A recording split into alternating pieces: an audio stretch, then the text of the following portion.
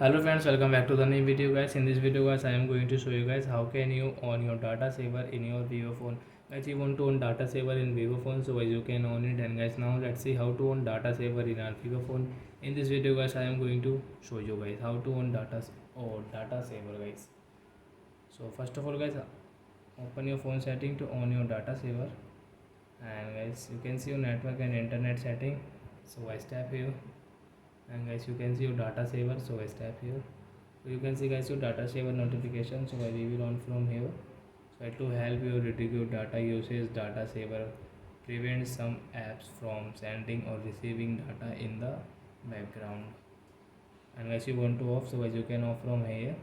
So I want to on it. So guys, I hope friends you have understood how to on data saver in our Vivo phone. So that's it guys, thanks for watching.